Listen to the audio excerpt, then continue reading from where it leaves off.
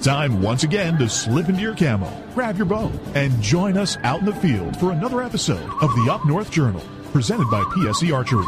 The Up North Journal crew is knocked and ready to rock for another exciting adventure, so let's step outside and hit the trail. This episode of the Up North Journal podcast is brought to you by PSE Archery, Spot Shooters Archery, Easy Cut, Packer Max, Hunter's Blend Coffee, Scent Lock, Scent Blocker, Limb Walker Game Calls, Buck Baits, Gut Check, Stanislavski Release Aids, Copper John, Fourth Arrow Camera Arms, Wind Sense Vapor Hunting Products, and Rebel 6 Rubs. And don't forget, you can catch us in syndication at 2 p.m. Eastern Time on goodtalkradio.com. Welcome back to another episode of the Up North Journal. I'm host Mike Adams on a sunny Sunday afternoon sitting in the cabin when we should be outside, but we got important things to talk about, right, Dan? Absolutely. There's nothing better than sitting in the cabin, actually on a sunny day, which is kind of odd because we haven't seen sun in I don't know how long. One day this year, they said, one full day of sunshine. Is that what it is? For our area here in Michigan, yes. So today will be the second day. Okay, on February 2nd. They said some places in Michigan haven't seen the sun all year. Really? Seriously, yeah. Oh, jeez. Welcome to Michigan. Talk about, what do they call that? The deprivation? Winter. Yes. But, you know what? Since you're here with us in the cabin, how about you go out and support some of our supporters? Absolutely. You know what? You can start by going over to Hunter's Blend Coffee, as we are drinking ours in the cabin today. You go over to Hunter's Blend Coffee, and upon checkout, using the promo code capital UNJ, you will receive 10% off your... Right there, you can see it. Exactly. You will receive 10% off your order when you check out. But that's not all. Who else we got, Dan? We got Buck Baits. Buck Baits. And you know what? You go over there, you check out their line. They've got their cover scents. They've got a lineup of other stuff on their... always adding. So I got a feeling we're going to be talking about them a little more tonight. I think so too. And you know what? You go over to Buck Baits and you check out there for 20% off. When you check out, use the code Up North Journal. That'll get you 20%. There you go. And our friends over at Rebel 6 Rubs.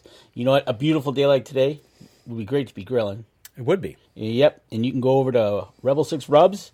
And over there, if you use the promo code North Journal, you can get 20% off your checkout there. And if you go over there, use those promo codes. That helps us tell our supporters that, yes, our supporters help us by supporting you. If the good people haven't went over to Rebel 6 yet, they're cooking their food today for the big game without Rebel 6. How sad is that? Very. So, but you know what? Enough of that. Let's get into the show. What do you think?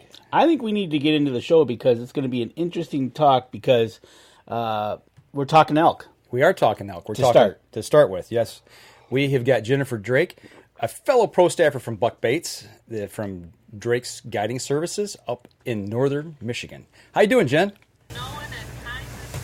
Snowing. Really? Well, it is melting fast and furious here, so I like it. Well, we want to talk a little bit about elk tonight. As a lot of our listeners know, I got the chance to go on an elk hunt, and I wasn't successful, but somebody who was your hunting client. And actually, we met up, I think it was the third or fourth day into the hunt, and you actually gave me some tips. And that's kind of what we want to talk about tonight, the guiding part of it, the elk part of it, up where we were hunting at, the difference between fall hunting and the winter hunt in December. I mean, there's a lot going on there, I guess. So I guess... First of all, I'd like to know, how did you get into guiding? To get all this started and everything, whether it be elk and whatever else you guide for up there, how does that happen? After I got injured and the horse fell on me, I couldn't do a lot of the work required at the ranch anymore. And my friends were talking to me and they told me that I should just hunt for a living. And I laughed and I said, well, it's not just that easy. And they said, but you take everybody hunting, so why don't you get paid to take people hunting? And I said, well, I don't know. I've never really thought about it. And I got talking to the DNR about it, and I found out that you could do it on private land without a license, but to do it on state land, you had to be licensed. So I went ahead and applied and ended up becoming Michigan's first female guide. Awesome. Congratulations. Thank you. And I started guiding out for deer, elk, coyote, bobcat, bear, and turkey. And I really got into that a lot. I didn't have a ton of clients right to get go, and I still don't. I don't really take on a lot. So if you're getting in with me, you gotta get in fast because I only book so many hunts. I'm a very big conservationist. I really believe in hunting for a reason, to help promote the animals in that area and best help them to have the best habitat possible. So I'm really strict about how many hunts I'll put on in certain areas and what I'll hunt in those areas. So it just makes it a little bit more fun that way, and I can kind of be educational while I'm taking people out. And I don't know, it ended up just leading into a career of it, and now that's what I do. That's all I do. Well, it just shows you, being the conservationist that you are, you're showing that you've got respect for what you do, because you just don't try to pile in as many as you can and try to grab as much as you can and just kind of overload it for the months that you do guide. You take your time and say, hold on, let's do this in an ethical way. Responsible. And responsible about it, not just, because what happens, I'm assuming, is if something were to go wrong, you'd be in a pickle with all the other people, that you've got lined up, and it's like, uh-oh. Yep, that's exactly it. And you don't want to put up situations like that. So you want to have a good, fun time, and you want everything to go just right and smooth. And you got to stay in good with the DNR, and you got to work with them well. And, if you're breaking laws and not abiding the laws, then, it makes it a lot harder to have a good relationship with them and be able to, help them out and have them help you out when necessary. So, you know what? And that's part two of being responsible, is you're working well with the DNR, and that gives you a good repertoire with them, that whoever you're guiding for, you can bank on that and say, hey, look, the DNR like me. Credibility. And credibility, exactly. Yep. And that's awesome. That's just, when you hear about some outfitters, unfortunately, you hear about the bad ones too. Yeah, absolutely. Yes, you do. And there's the slim few that do, make it harder for those of us that follow the rules. You know what I mean? And unfortunately, you run into that a lot. If it's whether they're feeding when they shouldn't be, or they're, hunting when they shouldn't be, or hunting without tags, or, or not tagging animals. There's all kinds of different situations that arise that are just, really unethical. And all it does is ruin it for the good guys. They're pulling animals away. If they're baiting, they're pulling animals away from those that are hunting around them that, now they're not going to see those animals because they get on a pretty good routine of knowing when that food's going to be there. So it's depriving them of a successful hunt when you're doing things like that. And that's really unfair and not right to do.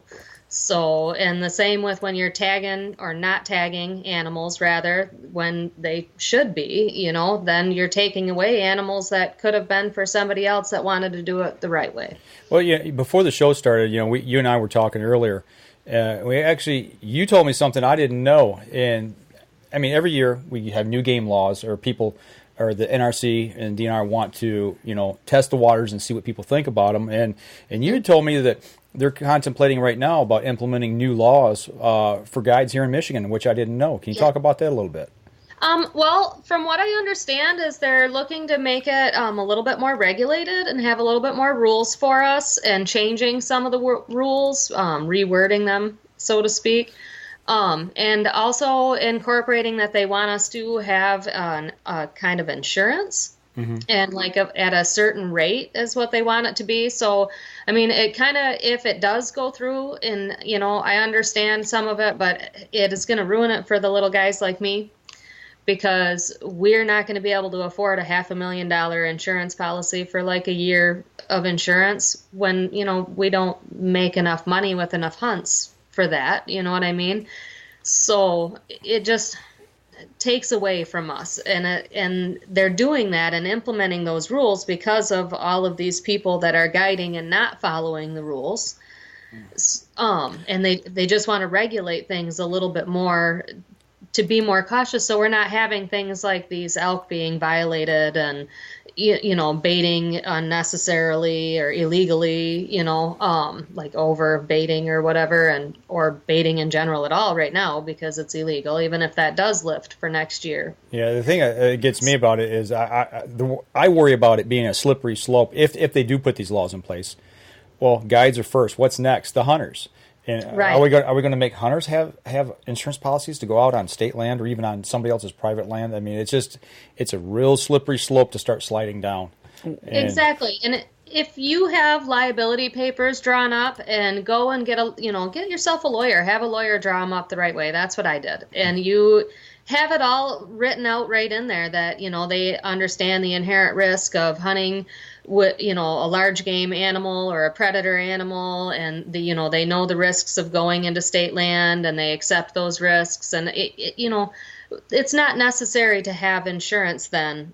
What I don't situations. What kind of intrigues me about what you're describing is, I'd like to hear their explanation as to why you would need insurance for whatever reason they would give you, but yet if I go up north and go on my own hunting. That's what I'm saying. What? Wait a second. Where's my insurance policy? I got to take the chance myself. Uh-huh. Also, part two of that, Jennifer, is you're right about the little guy, and I'd really like to know who's kind of behind that specific one, because if it's somebody, it's all about money. Insurance industry, maybe? Well, that's what I'm thinking. Right. And I don't want to get on that soapbox because that'll just... Right, because you never know, but... That'll take up the whole show. Exactly. So I'm kind of... It's one of those things, ask questions, and I get a feeling if you go and look at it, it's a money grab. Absolutely. And it'll put you, the little guy, out of business. But that doesn't mean the big guy that can afford it is good either. Right. They can be just as bad as anybody. Right, absolutely. And we've seen that here in Michigan. No names mentioned, but we've seen that. So, yeah. I want to, before we go to our first break, I want to kind of turn the corner here just a little bit. I want to throw the picture up of your hunter this year when I was up doing the December hunt. That your hunter took this big bull elk. Yes. How did that all go down? I mean, that had to be exciting for you as a guide. It was very exciting. Hold on just a second. Sure.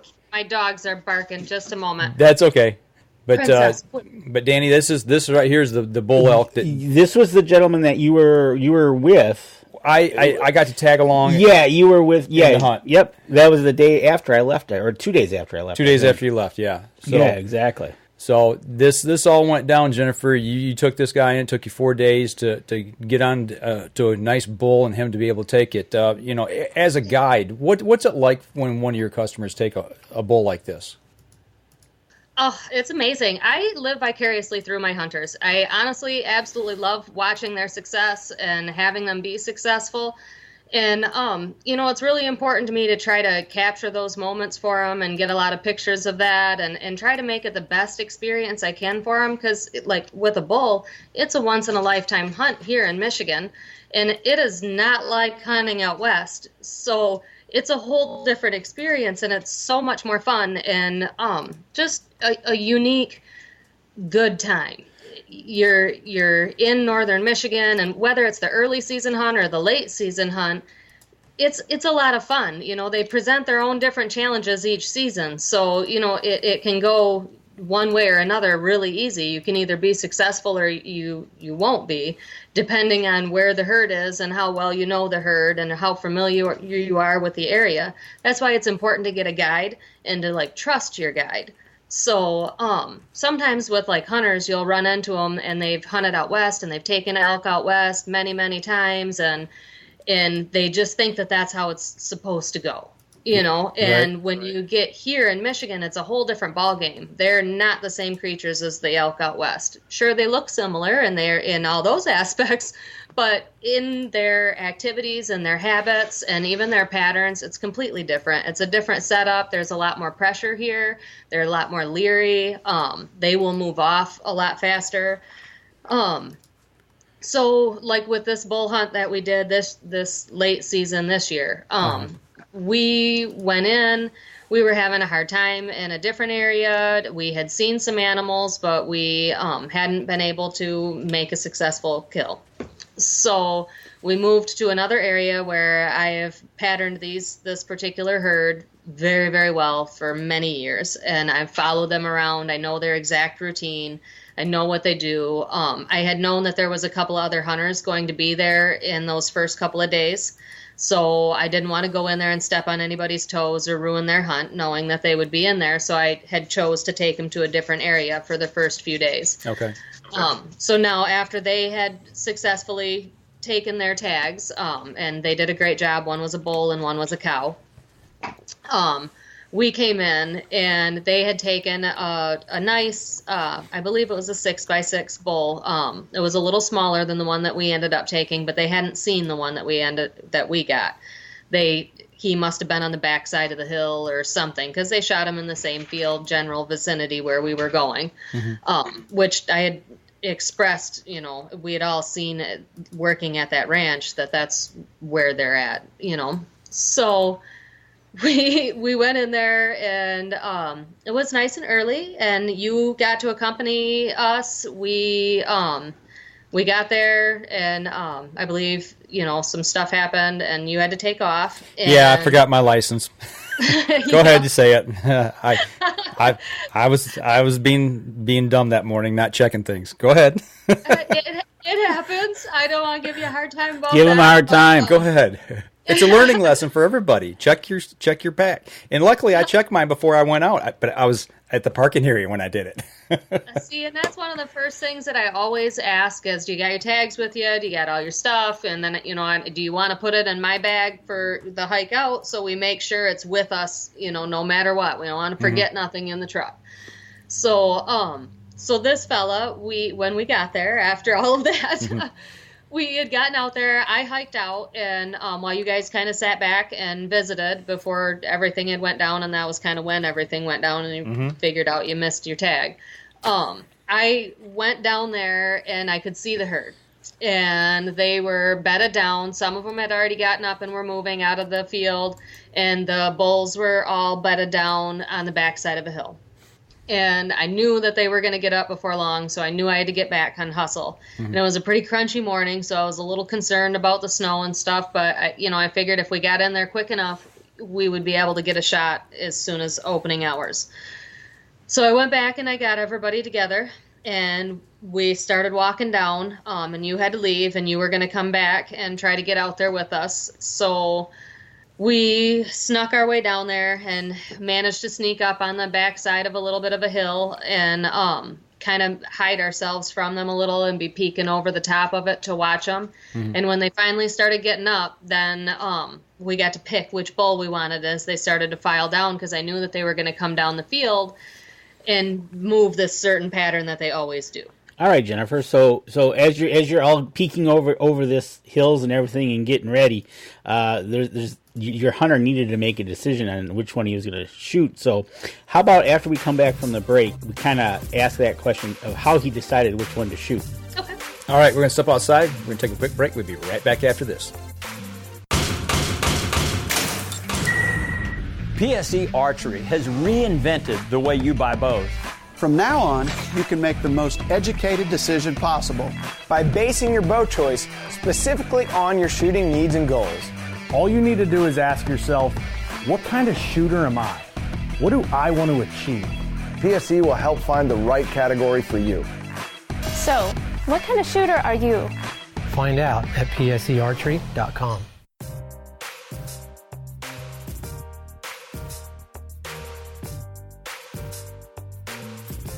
Welcome back, everybody. Second segment of the show. We're talking elk hunting. We guiding. are peeking over hills, crunching through crunchy snow. The guide is leading the charge, and your hunter, who had a bull tag. How many bulls were you looking at in this bunch? There was 25. Of those 25, there was probably about a dozen, maybe a half dozen that were mature, decent bulls. Of those, there was 2 really nice ones. So the gentleman said, "You're my out." Did you have this discussion as to what he was looking for in the bull that he wanted to take? Was he good with any bull? We had talked about that prior to even ever hunting on the first day, because that's something I really like to find out right off the bat, because I do think trophy hunting is okay and everything, but I'm more of a conservational hunter.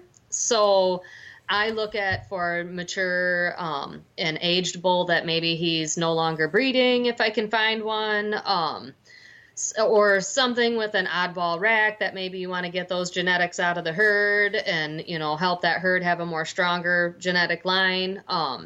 Just different things like that. And so I talked to him first and I asked him, I asked what his preference was, because I leave it up to the hunter. It is their choice. If they want a big one, we do our best to find them the biggest one we can. And then he has the option to say, yeah, I'll take this one, or no, I'm not quite happy with this one. So we got on the herd and I told him, I knew what bulls were in here. And I knew that the fella that had gotten the bull 2 days prior on the first day, I think it was the first or maybe it was the second day, because we were there on the fourth, he had taken a nice one, but it was not the big one. And I knew that. So I got him ready for that, and I expressed that this was what we could see, and he could be in this group or he might be up with the cows. It kind of depends, and the cows were already kind of moving a little bit further along, so we were going to have to try to cut them off and go to a different area, which we had tried to do that the day before because we missed them just like that. So we got in there, we got set up, we knew we had that particular group of bulls. At this stage, he had said, well, if the big one's already left with the cows, I'm going to take one of these. Okay, so yeah. he had choices when you gave him the options. Yeah, yep. Well, you gotta like choices. Right. Yeah, and he liked having choices too. And as they were filing down off the hill, I told him, I said, those are the 3 nice ones right there. I said, if you wait for them, they're going to come last. And all the young ones started filing out, and the big ones did. They were the last ones, and they were kind of all grouped up for a while, and we had to wait until the younger ones wanted to follow the cows because they don't like to be left behind, And so they started heading towards the cows to get with the main herd, but they're not allowed to be in with the herd. They always have to lag back a little. And, they're slowly single filing it that way. And as the herd, that cluster of bulls broke up, then that big one got to be off to the side by himself.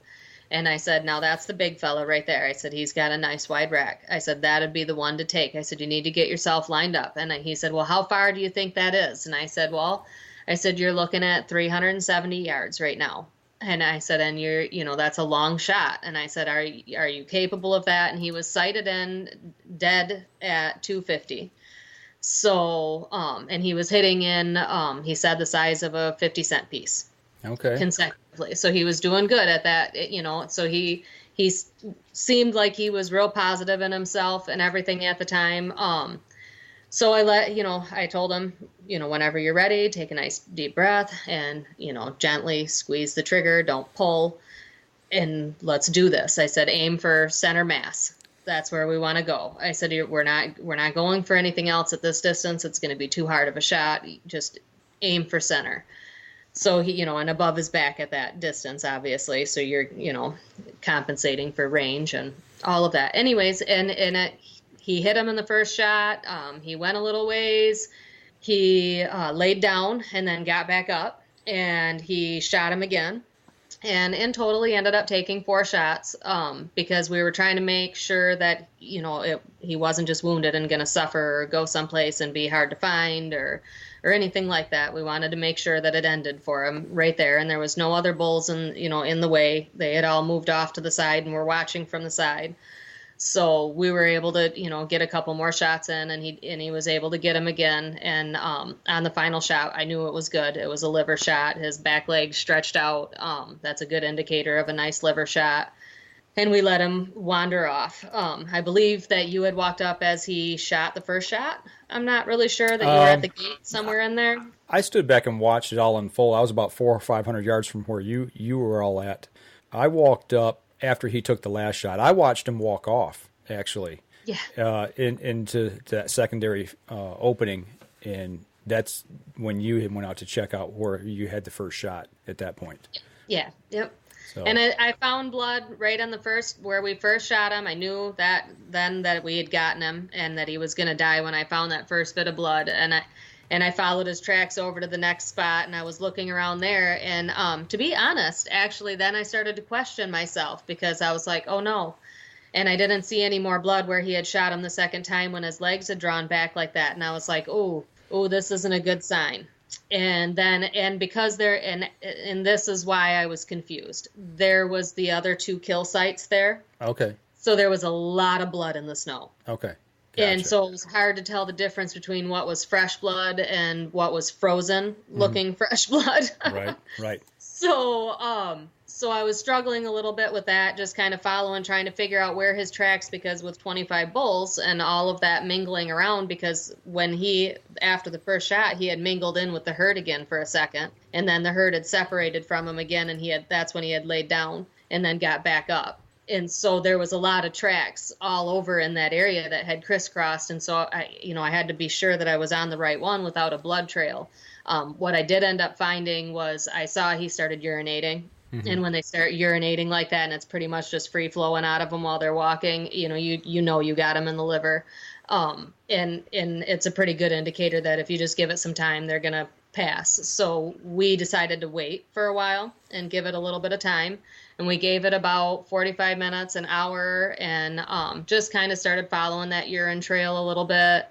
And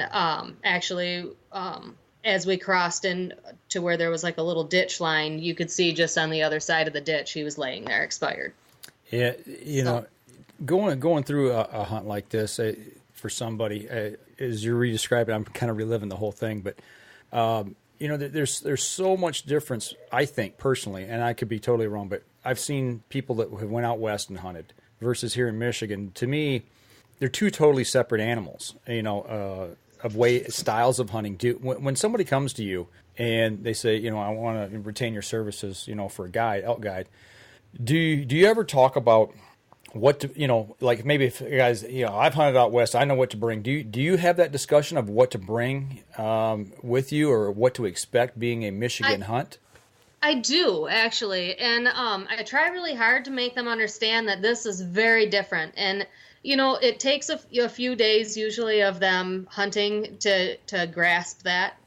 After a couple of days, they're like, oh, no, she's right. Mm-hmm. This is a whole different ball game. This is a lot harder, But I've had other clients that were like very adamant that, no, just like out west, it should be just like this. And this is how it should go. And one way or another, I'm going to get my elk. And it's like, okay, wait. But if you don't listen to me, I'm not going to be able to help you because it's not the same, and you're going to end up having a really hard time or a non-successful hunt, and that's the last thing I want to happen to you. So if you just trust me, we can get there. And that's something that I try, now, especially after some recent, events, I have made it a big plan of mine, and all the hunts that I booked since, I've expressed that, really do your research into your guide. Okay. Make sure that you trust your guide before you go, and make sure you talk to your guide about those kinds of things. If you've only hunted out west and your guide tells you that, okay, this is not like hunting out west, you have to have faith in your guide because, they don't want to not be successful either. They want to have it be the most successful hunt they can because it looks bad on them too if it's not successful. I think that's kind of hilarious. You go out and you go get an outfitter, and then you take whatever he or she tells you and throw it out the window. Yeah. Why did I get an outfit? No, she knows, or he paid that money. Right? He knows or she knows what they're talking about. That's why you're an outfitter. You're licensed. Your whole show me. Right.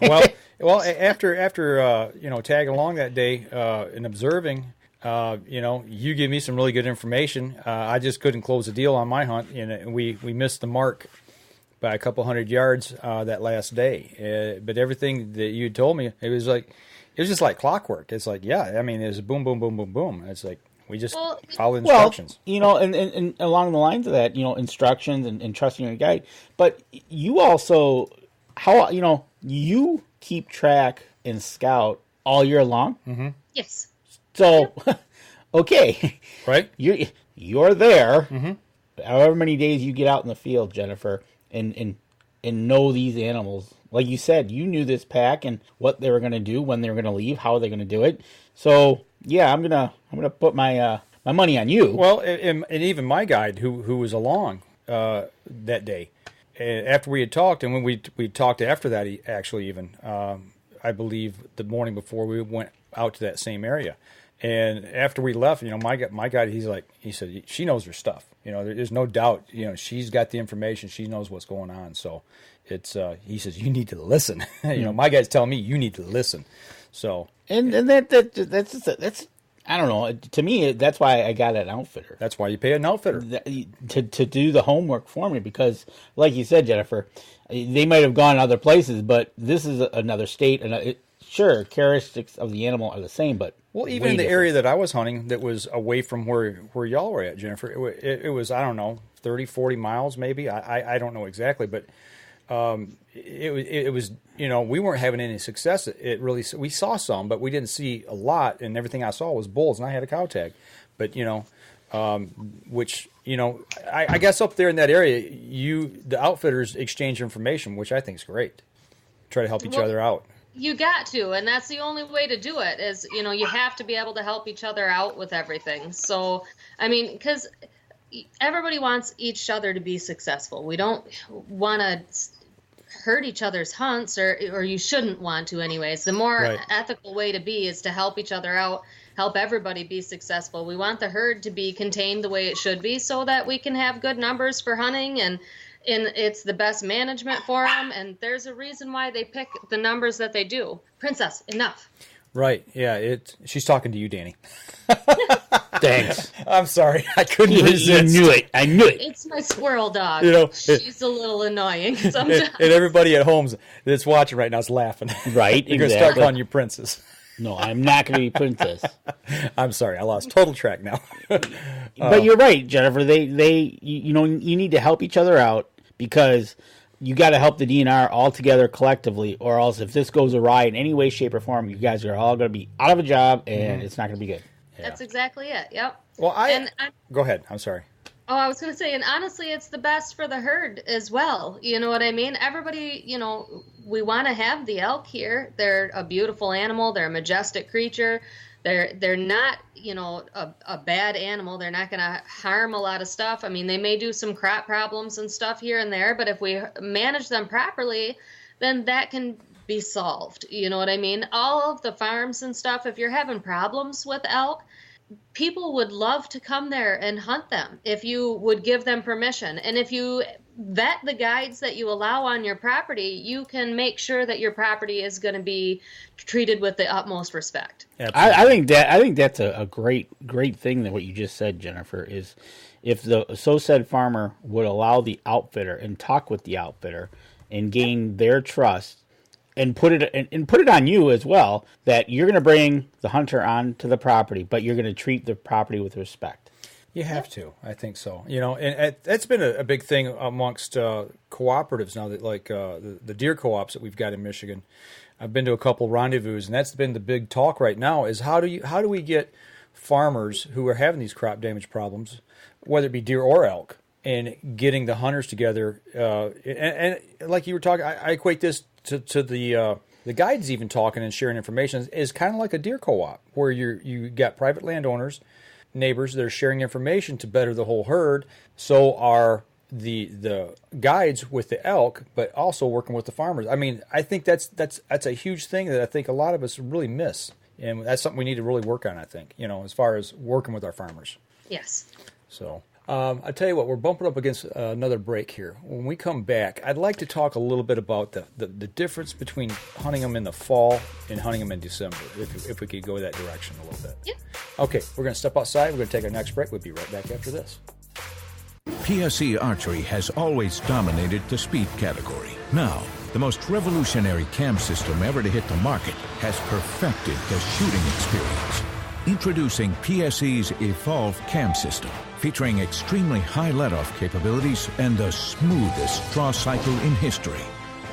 No other cam system has ever delivered this level of total comfort and total control. Experience PSE. Experience performance. Welcome back. Third segment of the show. Third segment of the show. And before we went to break, talked a little bit. We've been talking a lot about elk hunt right now, but I know here in Michigan there's two different seasons. There's the September hunt, and then there's the December hunt. Obviously, both are towards the end of the year, but there's a big distinction between these two styles of hunting. Am I right? Yes, there is. The early hunt, actually, because it's like an early hunt and a late hunt. It's not necessarily just September, because there's 3 parts to the early hunt. So you get 3 different 5-day stretches of hunting in the early hunt. And one of them is usually the end of August. And then there's one in the first part of September and one towards the end of September. Okay. Now, that time of the year, I mean, obviously there's snow on the ground in December usually. What's the big distinction between the two different times? It is hot, hot, hot for the August one, and the animals are primarily nocturnal. You'll see them sometimes in the daytime, but it's usually early in the morning or just before dark, or up under the pines in the shade where they can get away from all of that heat. And they're trying to avoid the sun as much as possible. They're a really large body animal with a big, thick fur coat. They don't want to be hot and miserable like that. It burns up a lot of energy to do that, So they try to, bed down for those periods of time as much as they can and get up and move in the cooler temperatures in the dark. So that definitely makes it a lot more hard. There's a lot of foliage, so seeing them in the woods is a lot harder. Okay. And they can disappear in those saplings and stuff real easy, and that's where you're going to find them a lot of that time of the year, because they're munching the tops, getting ready for winter and stuff. So they go right into them and they disappear, and there's no chance of getting a shot. Even if you can see them, you can't shoot into that thick of stuff. It's just too much of a risk. So it makes it a lot harder. The bugs are tough. I was just about to say, bring your thermosol. Yeah, right. Yeah, I carry mine always. I keep one in every blind. I do try to set up blinds to give some kind of a relief from the heat. We'll walk around a lot. I believe I've kind of given you some pictures of some of the spots. I've had hunters lay down and take naps because the heat's so bad, and you just got to wait it out. And usually you're more successful in the September sets. Really? Than anything, but I have had a couple of successful hunts since I started in the August period. I try not to book in that first week, though, very much. And I even tell all my hunts, it's really hot, it's miserable, they're not moving as much unless it really cools down for that week. If we know that it's going to be a cool week and they forecasted it, then yeah, come up and we'll try, because I'm always willing to try. You know what I mean? But knowing that it's that hot out and knowing how hard it is on them, I at least try to give the hunter the privilege of knowing that, your odds are a lot less likely at that time. Well, with that heat at that time of year, the other thing I got to really think that is a concern is scent control at that point in time, because it is so hot. Do you use anything for that? Do you use anything to maybe lure elk in at that time of year? I do. I use buck baits, actually. Firm believer in them. Absolutely love them. Absolutely. I use buck baits, elk scents. I have the bull scents, and I have cow estrus scents that I'll use to lure them in. I use their cow call, actually, and I've had good success with that cow call. I actually really enjoy using a lot of their products. They have an acorn scent cover, or a corn, or pine. They have many of them, actually. But for that particular area that I follow around a lot, I tend to use the acorn, the pine scent covers a lot to cover up our body odor, because you're hot, you're sweating.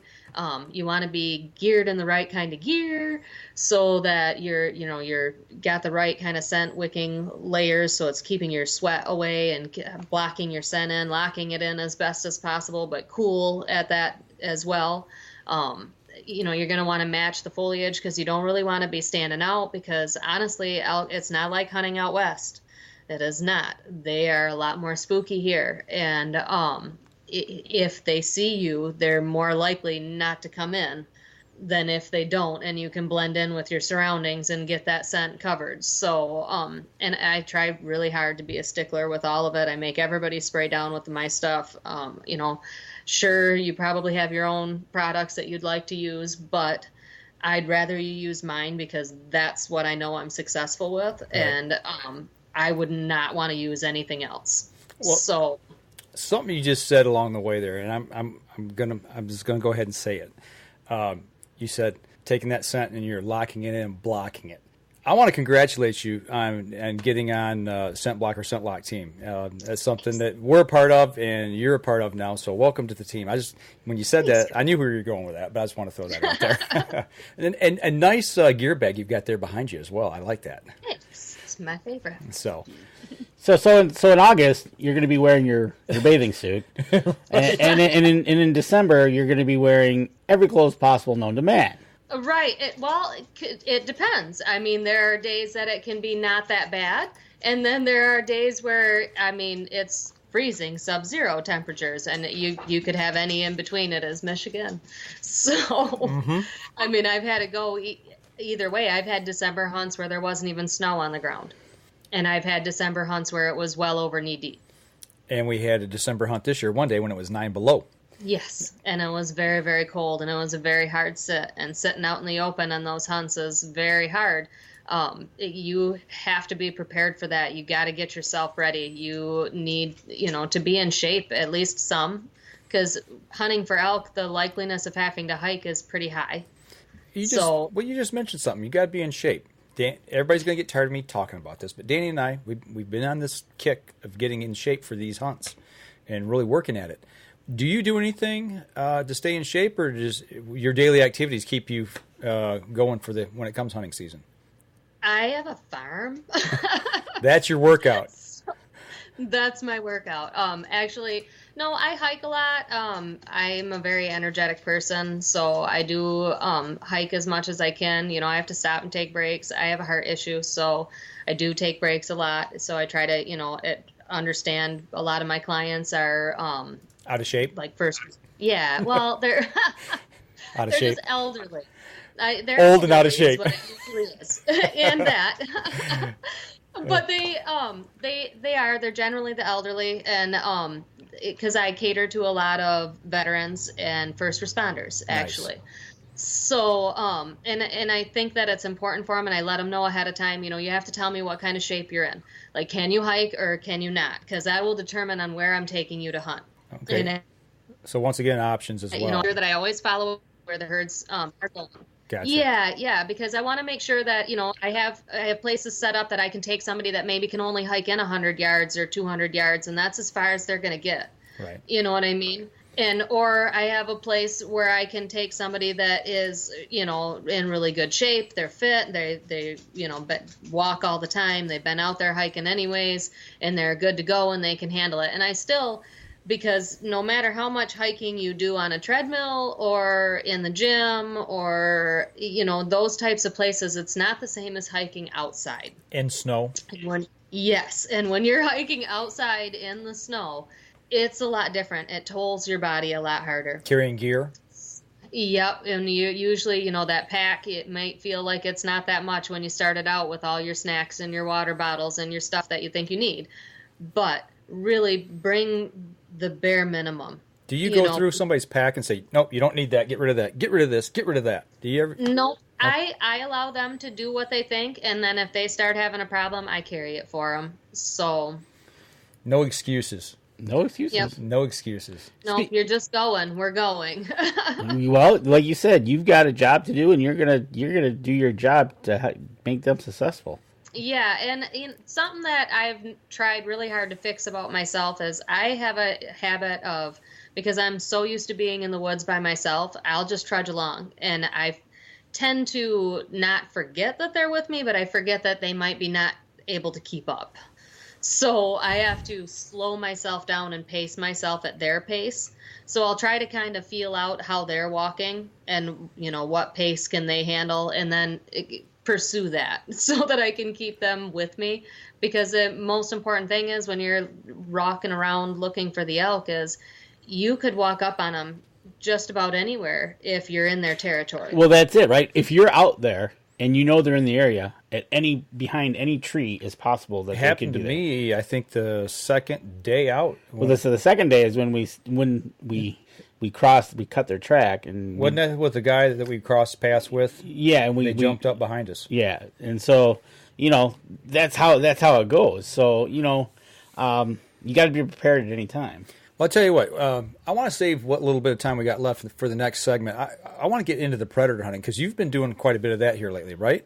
Yeah, yep. I love predator hunting. It's one of my favorite things to do. I coyote hunt year round, and I book hunts for that year round with people. And I have clients that come back every single year to do it. And we just have a great time. I use calls or we use dogs. We'll do both. So let's get to our break, and we'll come back. And I got one more question for you from our audience. So how about we take a break? Okay, all right. Let's step outside, take our next break. We'll be right back after this.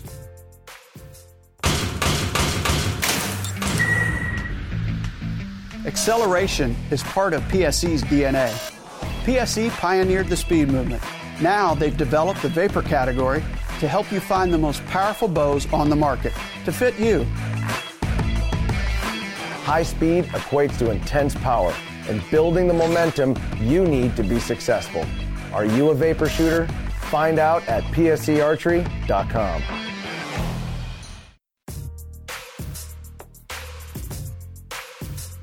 Welcome back. Last segment of the show, we're talking with Jennifer Drake of Drake's Guiding Services in northern Michigan, northern Lower Peninsula. But before we get to this, we've got a poll. People are chiming in on.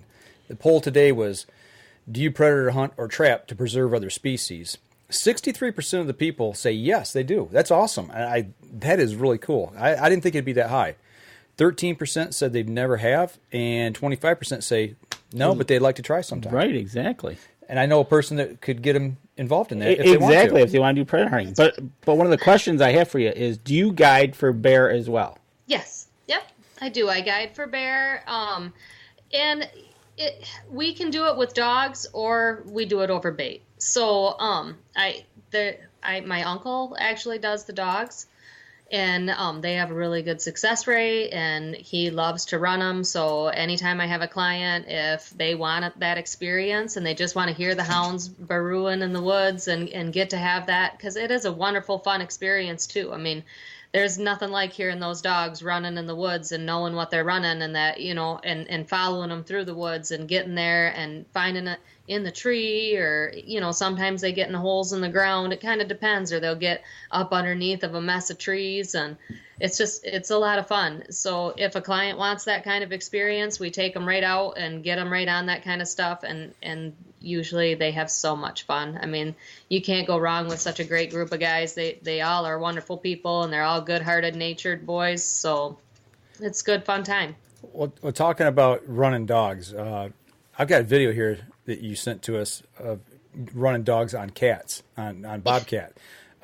Talk a little bit about the predator hunting. I mean, we transitioned, out of fall hunting season, out of the late hunting season, for deer and elk, and now we're into.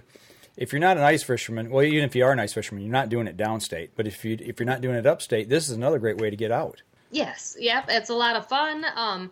So coyote hunting, you can do it, pretty much any time of the day, but the best times are either early morning, just before dark, or in the middle of the night. Running calls. So, running with dogs, you can run them anytime during the day. But if you're running calls, doing it, I have so much fun doing it at night. I'll try to time it perfect so that it's, a nice full moon night if I don't have the night scope. When I get to use the night scope, I don't have to worry about the moonlight so much, but we have a blast. We run the calls and try to call them in to, whatever area we know that there's a lot of them in, so we can help the deer population and the elk maybe in that area, and, some of the small game, because, our snowshoes are just coming back and doing really good. So we want to get as many of them predators out of those areas as possible. Yeah. What do you have a bigger problem with cats or dogs in that area for predators? We have more coyotes up here than cats, but we do have plenty of cats up here too. So, there's no shortage of the cats at all. They're a lot of fun. They don't get real big down here, but you can get them at a decent size sometimes. I mean, I've pulled out a nice one last year. It's in getting mounted now. And but usually the bigger ones are up in the UP. Okay, so why is that compared to up there versus down here? Why are they bigger up there? Just more to eat? I think it's not necessarily more to eat, as they need to be bigger up there. Survival? Survival, yeah. Gotcha. So, there's more snow, it's harder terrain, it's, you know what I mean? So they need to be bigger to be able to get around up there, and they don't need to be as big down here. Yeah, I got a picture up of the one that the big one you just took here recently. You said that thing was 35.8 pounds? 35.8 pounds, yep. That is just incredible. It's a big kitty. It's well. Look, here's a picture right here. Your son's with you. That cat stretched out. I mean, obviously you're holding it up a little bit over your head, but that thing is almost as tall as you are. Yeah, yep. It was pretty close. It was from the tip of the toes to the tip of the paws where it was hanging. If you would have put it like right next to me, it was like 6 inches shy of being just as tall as I am. But I'm pretty short, so 5'2". That's a big cat. Wow. It is a big cat. That is incredible. Do you do a lot of guiding for this? I mean, is this something that's becoming more popular or no? It has in the last couple of years. It's gotten a lot more popular. I do a lot of guiding for the coyote hunting more so than the cat hunting. But I've definitely had a lot more inquiries about the cat hunting in the last couple of years, and it's my favorite. It is, okay. It's a lot more of a challenge. How so? I mean, what's the biggest challenge in it? They are a lot more leery and sneaky than like coyotes or anything else that you're hunting out there. They will sneak in and you won't even see them sometimes. They're so crafty at coming in and getting downwind of you and finding you long before you'll ever see them. They have great vision. They're great noses, great ears. They're on top predator for sure. So, it just makes it a lot harder, definitely. So you see it as more of a challenge, is what it is. Yep. Well, now, you take somebody out on this. Can you take groups of people out on a cat hunt? I mean, what would you be comfortable with?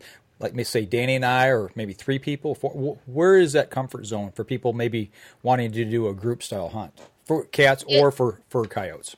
So if we're just running calls, I prefer to do it, just me and one other person, maybe 2 max, just for the simple fact that it's a lot harder to block everybody's scent down and keep everybody still enough.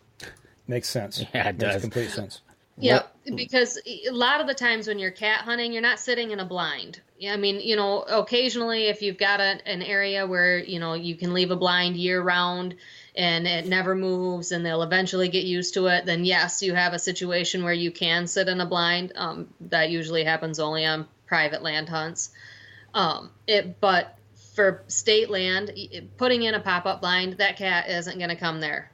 Now, for people who are interested in hunting Michigan for bobcat, correct me if I'm wrong in this, but you have to put in, is it for trapping or for hunting? Hunting, you got to put in for that tag, that fur tag.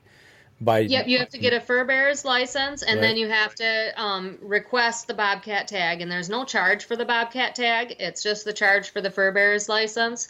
And then you can get 2 tags, actually. You can get a tag that's for any unit, and then a tag for Unit A up in the UP. So if you're going to do this, you need to make sure it's not like you can say, okay, I'm going to request that you take me out for a bobcat hunt, and then I'm going to buy my license when I get there. By the time you do this later in the season, it's too late because you can't get that kill tag. So you have to pre-plan this. Yeah, you have to get it done ahead of time because there's a cutoff date for when you can actually even get your tags. So okay, so that's good to know. And Josh Hagerman is chiming in and he says he wants to go cat hunting. I figured I seen him chime in there. I thought he'd be a guy that would love it. I've done some coyote hunting up at our place. Let me run this by. If somebody were to come up and want to do a cat hunt, and they got their tag, and you're out, is there just as much opportunity to shoot a coyote the way you're hunting, or is that hunt a totally different style of hunting? If you're calling. there's just as much opportunity to shoot a coyote. Actually, my last hunter I just had we didn't actually get to shoot a cat because we never saw one, but we did have coyotes come in. Okay. So we were able to get 2 coyotes and actually a coon. And actually, that's the same license, right? Yes. So there you go. Buy one license, and you got multiple opportunities to take different critters, fur-bearing critters. Right. Exactly. So that is awesome. We're bumping up here. We got a few minutes left. Okay, so one question that was asked is, out of your elk hunters, have you had anybody bow hunt for elk? I've had them try. No, I haven't had anybody actually take one with a bow yet. But I did have a fella that was what his goal was. But it was the early hunt, and it's so hard, and there's just really nocturnal at that time that he ended up giving up and took her. And I think I actually sent you a picture of him with his cow. He took her with his rifle. So okay. So he tried, wasn't successful, so he went to his backup of using a rifle. She wouldn't come close enough, so he ended up just picking up his rifle and doing it with the rifle instead. Because my biggest thing I tell my hunters is, if you want to try with the bow, that's fine, but bring a rifle. Yeah, to me, it's like, once again, Michigan versus out west. We see all these videos and people that go out west, and they do take them with bows, but I just don't think it's comparing apples to apples. I think it's way different. It's a completely different set of hunting. And I've heard this before, and I'm not like claiming this ability myself, but I've heard that if you can successfully hunt in northern Michigan and take out a nice buck every year, then you can hunt anywhere else in the United States. But it does not work the same in reverse. So I feel like if that's true, a lot of these people that go out west and they think, I'm not going to bother hunting here in Michigan for this kind of stuff. It'll be easier out west. They're shortchanging themselves because they have the chance for a wonderful challenge here in Michigan. We have great hunting here. I mean, maybe we don't have some of the biggest, giantest bucks, but that could come in time. It is a possibility. You see trophy bucks taken from Michigan on a regular. And even up here, it happens, not every day, definitely, but you definitely get these big, beautiful bucks that'll come. There was a young lady last year, I believe it was, that she took a 14-point buck here in Sheboygan County. I've heard people talk about what you're just saying there. And Danny and I both said the same thing. You want to shoot a big buck, come to Michigan, hunt public land, and show me you can do it here. And if you can do it anywhere, because the hunting pressure here is tremendous. The hunting rules here are different. We don't have APRs. We don't, people put them on themselves, except for the Northwest 13. But it's just a whole different way of hunting. Yeah, it's a completely different ballgame. So, well, I tell you what, it's we're bumping up here close to the end. I want for everybody to be able to, if they want to reach out to you and inquire about a hunt, I've got your information here. I'm just trying to find it here real quick. Let people know where they can find you at. Well, I have my Facebook page is Drake's Guiding Service, and go ahead and give that a like anytime you want. And I post on there. It's not all the time, but I post hunts on there frequently. And if you ever have any questions, you can shoot me a message right through there. Or I do have a web page, and that's also Drake's Guiding Services, LLC. And I'm also on Instagram, and that's Jennifer Drake on Instagram. And I don't know, just. And if not, they can get a hold of us, and we'll get a hold of you. Absolutely. Right, I'm on the DNR's guide list. So there's that you can find my name and number on there. I have a business card. If you guys have that information, you can pop that up, and that has my phone number and everything in that. So, and yeah, just reach out to me, send me a message, and let me know. I'm usually pretty good about getting back to you as quickly as I can, and I'll let you know whatever days I have available, and we can work with you. And something I try to do is I stick with my hunters until we're successful. It's important to me. So say I have an elk hunt, I don't only just stick with you for like 3 days. If you're the early season hunt and you're there, we hunt all 3 parts. I stay with you until the end if we are successful or not. There you go. So I'm not going to leave you hanging or make you have to go find somebody else. I will work my butt off to get you that animal. Yeah, Michigan's first female hunting guide. Congrats on that alone. I mean, that speaks volumes to me. It's just something you don't see here in Michigan. I mean, we're encouraging women to get into the outdoors, but you're not only in it, man. You're living it. You're working it. It's just, to me, it's amazing. I love it, and I think so many more women should get out there and do this. Women have a tendency to be a little bit more observant. So I'll give you that. Yes.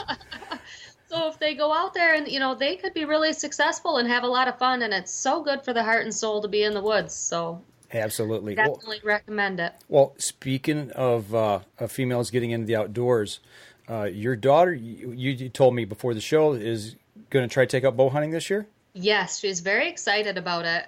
So we got her first bow. She got her a nice youth bow, and going to try it out and see what happens. She is bound to determine that her next deer has to be by bow. There you go. She doesn't want to do it with a crossbow, and she's already taken a nice 5-point with her rifle. So I got a feeling she knows somebody that'll get her out and get her on a nice bow. I think so. I just got this sneaking suspicion. I think we know somebody. But I also can see in the blind the mom, I got this, mom. Does that happen in the blind? Is there that mother-daughter friction at times in the blind? No, actually, my kids are really great in the blind. They have been sitting with me for years. Since they were little, I've been taking them out as soon as they were capable of sitting still. So I get them out in the blind. They sit down, they hunker down, and are nice and quiet. They love watching the animals, and I'm usually in an area, if I'm taking them with me, so that they can see a lot of nature. So there's a lot for them to see. That's awesome.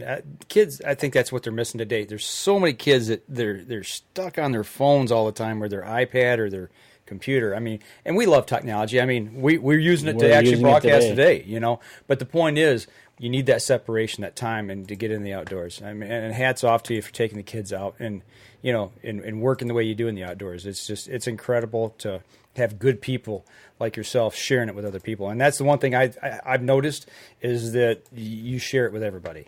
I try real hard, and I love taking kids out too. That is one of my favorites. They're so fun because they get so excited and they're so thrilled with the moment. And even like teenage kids, I took a young fellow kind of under my wing a little bit, and he's a good kid, and he ended up going off to the military, but we got him his first buck up here, and he had so much fun hunting and doing all of that, and he just really had a great time. So, and to me, that is the best part, is giving them that experience in a really good, morally ethical hunt, and trying to teach them the conservation side of it, and how to hunt successfully and carefully, so that you know your shot placement, so the animals aren't suffering, and so to make it a good experience for them. So setting them up for the best chance of that is the most important for me, because I don't want them to be deterred from ever hunting again. That's right. Well, I'm going to throw one more question at you here. We got time for it. Okay, so you hunt all this game. You're able to spend all this time in the outdoors. Actually, I'm going to ask you a couple of questions. What is your favorite wild game meal to prepare, and what is it? Or how do you prepare it? Okay, well, my absolute favorite is, of course, venison, and we eat it darn near daily in my house. Okay. And backstraps, actually, is the favorite. And my favorite way to cook it is, I love cooking, so I'm kind of a bit of a good chef. I will take a whole tenderloin or a backstrap, and I will wrap it in a maple smoked bacon. And I take that and I glaze that with a homemade maple syrup. Wow. Homemade maple syrup. Yeah, because Michigan's great for its maple syrup, Right on. So, and I'll take that and I drizzle the maple syrup over it, and I sear it in a pan so it kind of caramelizes that flavor into it and kind of crispies up the bacon a little bit. Okay. And then I will bake that in the oven or throw it out on the grill. If I can get it out on the grill, I much prefer it out on the grill that way. And then just nice low temperatures, slow cook it like that until it's done. And then after that, I'd like to, season up some taters with it and, whatever side for it. The kids usually let me know which one they want. So so it's on the grill. Charcoal or gas? Charcoal. No gas for me. I knew it. Okay, so now that Danny and I are over here salivating because we're so hungry now, last question, we'll let you go, is you're taking out whoever. You're taking Danny and I out on a predator hunt, and we're cutting across country. We're in the Pigeon River area. We're hiking. We're cutting a trail. Yep. What snack do you have in your backpack? What snack do I keep in my backpack? Yeah, for you. Me, actually, I don't snack. Interesting. I don't. I try not to, because as a girl, it's a lot harder to go to the bathroom in the woods than it is for a boy. Gotcha. Fair enough. Fair enough. So I try to keep that as light as possible, but actually, usually when I'm wandering around in the woods, I forage from the woods. If it's in the summertime early hunts, I eat apples off the trees, berries, leeks, different things. I'll snack while I'm in the woods and munch on that stuff. I generally, once in a blue moon, I'll carry some kind of jerky with me. Okay. Interesting. Just for a little extra protein or whatever. So blueberries up there are awesome in the summer. Yeah, and raspberries and blackberries. There's always some kind of fruit to eat up here in the early hunts, and then you got lots of stuff to munch on. So very cool. Well, I'll tell you what, we're going to let you go here. We're going to wrap up the show. But hang on with us here. Once we get done, we'll talk to you briefly. But for everybody that's on the podcast, come back over to the live stream and check it out later this week. We're on YouTube as well. And if you would, share it across your social media. It helps us, and in turn it helps people who help us. And if you like the show, share it with. And I tell you what, if you're looking for a hunt, doesn't matter what kind of hunt. Obviously, she guides for everything. Get a hold of Jennifer. We'll have her information. If you can't find it, get a hold of us and we'll get it to you. So that'll do it for us on the podcast, folks, this week. We'll see you again next week. And don't forget, you can catch us in syndication at 2 p.m. Eastern Time on goodtalkradio.com. This episode was brought to you by PSE Archery, Spot Shooters Archery, Easy Cut, Packer Max, Hunter's Blend Coffee, Scent Lock, Scent Blocker, Lim Walker Game Calls, Buck Baits, Gut Check, Stanislawski Release Aids, Copper John, Fourth Arrow Camera Arms, Wind Sense Vapor Hunting Products, and Rebel 6 Rubs. Thanks for listening, and join us again here next week. Until then, remember, as we always like to say, if you're out on the water or in the woods, shoot straight and be safe. Until next week on the Up North Journal.